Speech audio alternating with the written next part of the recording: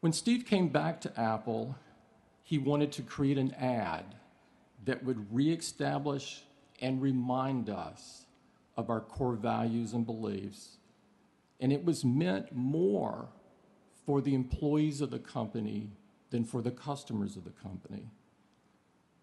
We didn't have any great new products to talk about yet, as those would come a year later with the iMac. So we worked with our ad agency to create a campaign that featured some of his greatest heroes.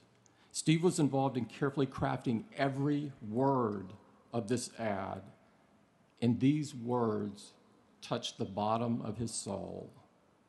The version that we all watched on TV was read by Richard Dreyfuss, but what you may not know is that Steve also read a version but chose not to run that version because he did not want it to be about him. He wanted it to be about Apple. I personally heard this version for the first time after he passed away and was very deeply moved by it. And I would like to play the audio of The Crazy Ones as read by Steve, so you can hear the words he wrote and in his voice.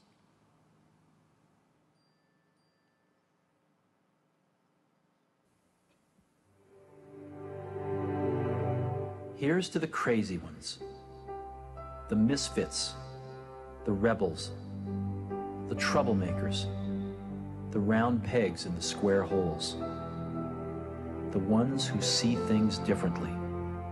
They're not fond of rules, and they have no respect for the status quo. You can quote them, disagree with them, glorify or vilify them. About the only thing you can't do is ignore them, because they change things. They push the human race forward. While some may see them as the crazy ones, we see genius. Because the people who are crazy enough to think they can change the world are the ones who do.